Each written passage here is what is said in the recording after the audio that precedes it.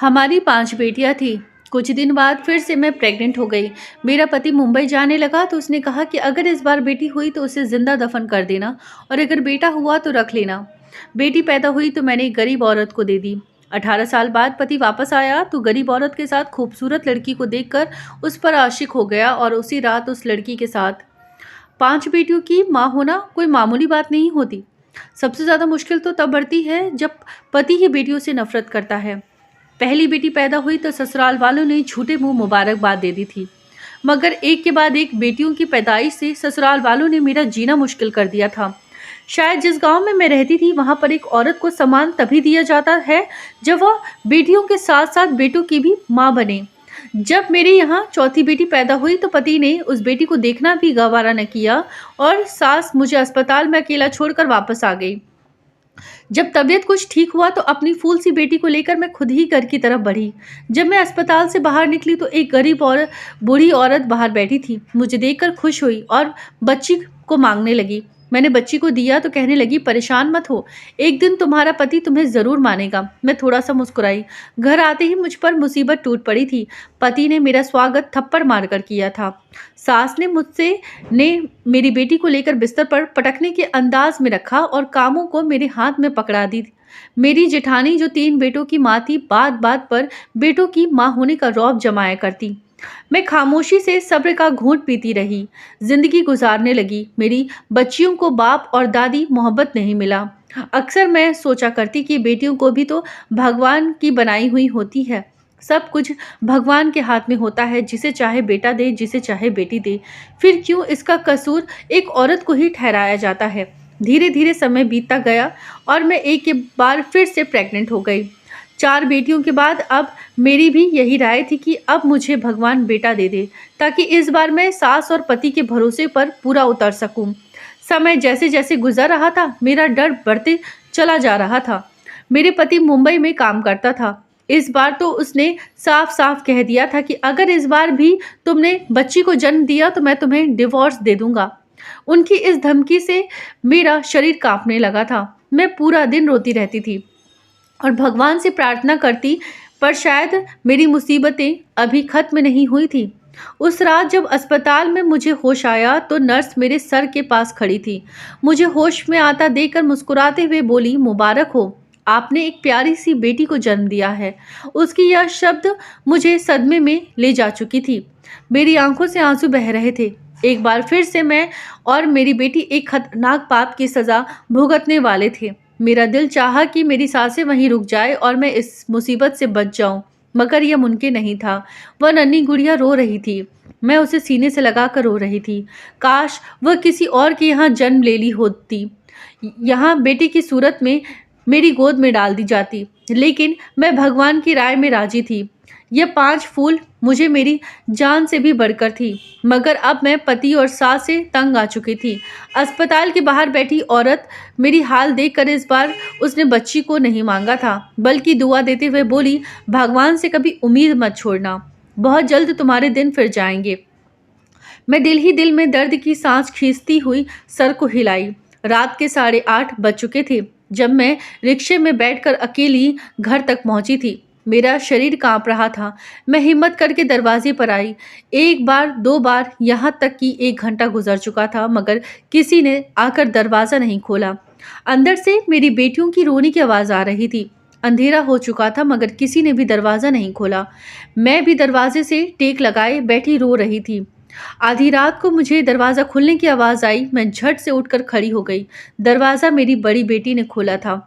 मैं फौरन अंदर आई और उससे लिपट कर रोने लगी। मेरे ना होने पर उन चारों ने न जाने कौन कौन से जुल्म बर्दाश्त किए होंगे।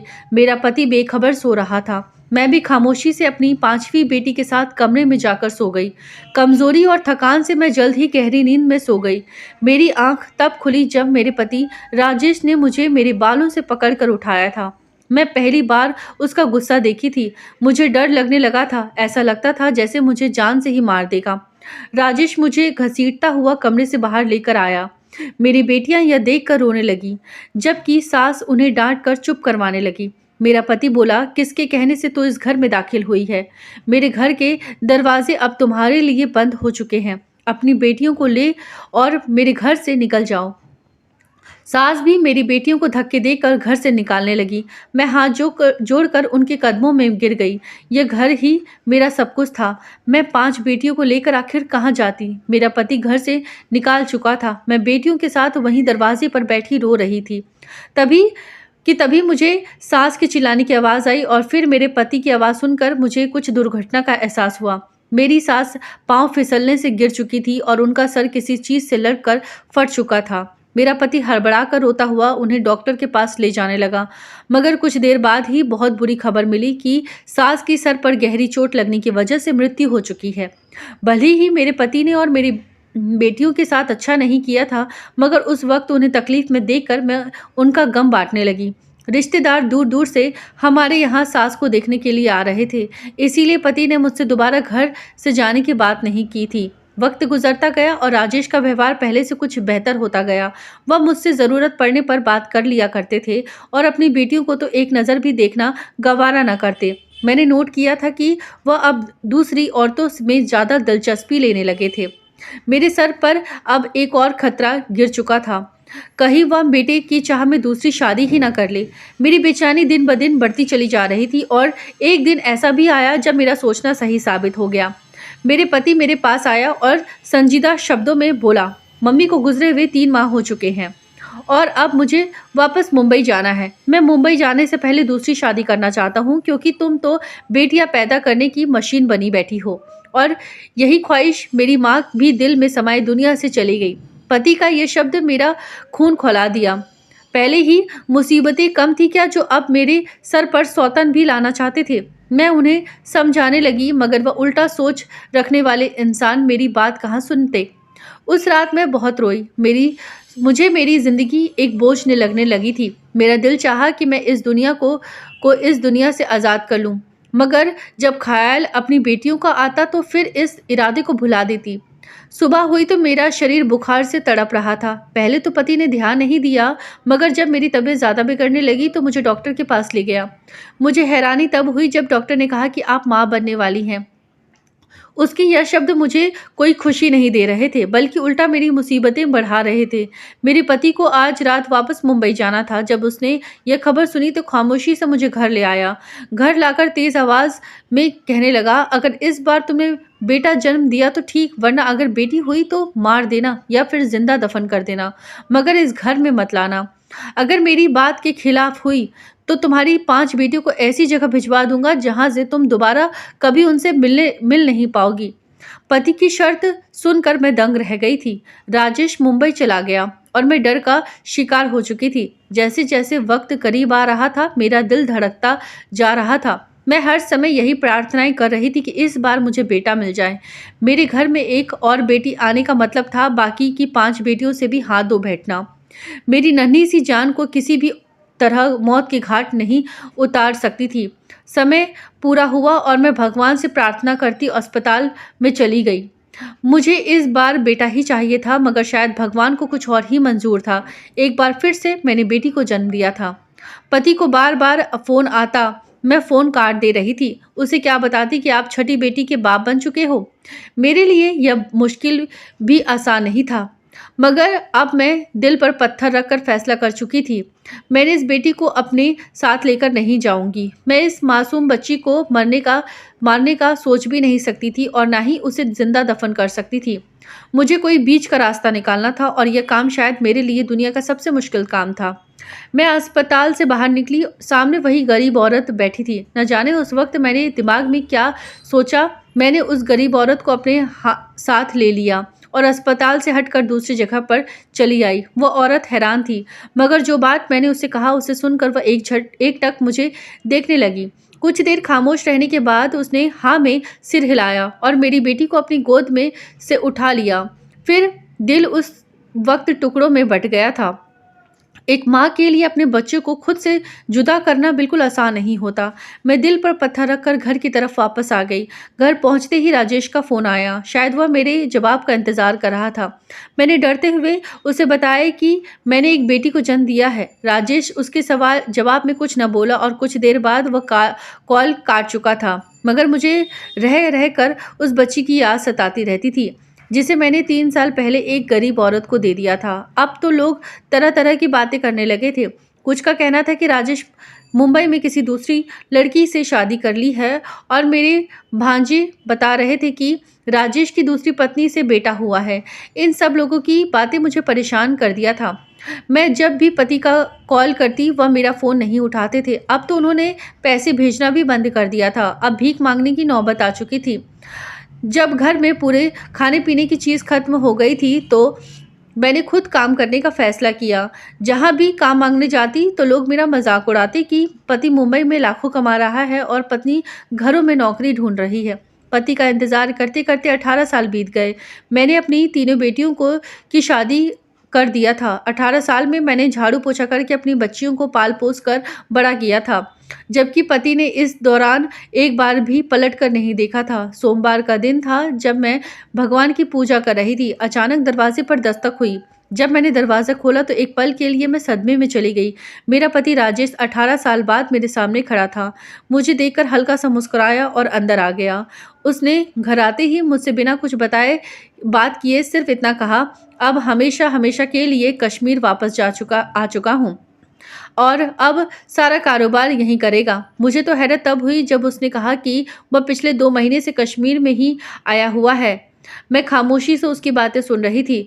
वह अपने बैग से कपड़े निकाल कर फ्रेश होने चला गया था। 18 सालों में मुझे राजेश के बिना जीने की आदत हो चुकी थी, मगर तकलीफ़ तो तब हुई जब उसने आकर एक बार भी अपनी बेटियों के बारे में ना पूछा और ना ही मुझसे यह पूछा कि इन 18 साल में मैंने कैसे अपना और उनका पेट भरा। शायद यहाँ भी मुझे ही सब्र करना था। राजेश बाहर निकला और कुछ ऐसा शब्द बोला, उसे सुनकर मेरी सांस रुक गई थी। वह कहने लगा कि वह कश्मीर में एक लड़की को पसंद कर चुका है। उसका नाम पूजा है और अगले सोमवार को उसकी पूजा के साथ विवाह है। वह मुझे बताकर दोबारा घर से जा चुका था। मैं उसे जाता देखती रह गई। क्या कोई इस हद तक भी लापरवाह हो सकता है? उसकी बेटियां उसकी मोहब्बत के लिए तरस रही थी, मगर उसे कोई परवाह नहीं थी। सोमवार का दिन भी आ चुका था। घर को दुल्हन की तरह सजा दिया गया था। मेरी बेटियां खामोशी से एक कमरे में छुपकर बैठ गई थीं। उन्हें इस शादी में कोई दिलचस्पी नहीं थी। राजेश बहुत खुश था। मुझे बताने लगा कि पूजा अपनी माँ के साथ यहाँ आ रही है। यहीं पर उसका विवाह होगा और फिर अगले ही हफ्ते मैं पूजा के साथ वापस मुंबई चला जाऊँगा। मेरा सब्र का घूंट खत्म हो चुका था, लेकिन मेरा चुप ही रहना मेरे बेहतरीन जवाब था। मैं खामोशी से इस महफ़िल से दूर जाकर अपनी हमेशा की कामों में लग गई। मैं बहुत मुश्किल से अपने आँसू रोक रही थी। दोनों माँ-बेटी हमारे घर में आ चुकी थी। विवाह शुरू होने में कुछ ही देर बाकी था। जब राजेश ने मुझे ठंडा पानी लाने को कहा, मैं खामोशी से सर झुकाकर जब उसके कमरे में गई, तब वो लड़की सामने बैठी थी, जिससे राजेश का विवाह होने वाला था। उसे देखकर मेरे पैरों तले ज़मीन निकल गई। उस लड़की की उम्र 17-18 साल की थी, जो अपनी नज़रों से बार-बार मुझे देख रही थी, जबकि वहीं दूसरी तरफ मेरा पति उस लड़की की माँ को पैसा पकड़ाता हुआ न जाने क्या बातें कर रहा था। पैसों की भीड़ में आज एक औरत को मासूम लड़की का चेहरा नहीं दिख रहा था। तभी राजेश को कॉल आई और वह खामोशी से कमरे से निकल गया। मैंने जब उस लड़की की माँ को देखा तो मुझे लगा कि मैं इन्हें पहले ही कहीं देख चुकी हूँ, मगर कहाँ, यह याद नहीं आ रहा था। वह औरत भी बार-बार मुझे ही घूर रही थी। मैं जल्दी से कमरे से निकल आई और अपनी दिमाग पर जोर देने लगी। पंडित आ चुके थे, तभी मेरे दिमाग में ख़्याल आया और मेरे होश उड़ गए। ये कैसी मुसीबतें टूटने वाली थी। मेरा शरीर सुन्न होने लगा था। तब मैं बाहर निकली और जाकर पूजा की माँ को पकड़कर अपने सामने किया और मैं उसे देखकर बोली कि तुम वही औरत हो ना जिसे मैंने अपनी बेटी को दी थी? मेरी बात सुनकर वह हक्की-बक्की रह गई थी और बोली, हाँ, मैं वही हूँ। मगर तुम कौन हो? राजेश सवालिया नज़रों से हमें देख रहा था। मैं गुस्से से बोली कि मैं वही औरत हूँ जिसने 18 साल पहले अपने इसी पति के डर से अपनी बेटी को तुम्हारे हवाले किया था। यह खबर किसी पाप की तरह गिरी थी। राजेश घबराया हुआ था। वह औरत सीने पर हाथ रखकर ज़मीन पर बैठ चुकी थी, जबकि पूजा हैरत से मुझे देखने लगी थी। जब राजेश होश में लौटा तो उस औरत से सवाल करने लगा। वह औरत अब मालदार हो चुकी थी, लेकिन मेरी बात को सच मान गई। पूजा मेरी और राजेश की बेटी है। अगर एक पल भी देर हो जाती तो न जाने कौन सी मुसीबत टूट पड़ती। राजेश अपना बाल पकड़ता ज़मीन पर गिर चुका था और होश में आते ही घर से बाहर निकल गया था। उसको बेटियों से नफरत थी, मगर जो पाप करने जा रहा था वह बहुत बड़ा था।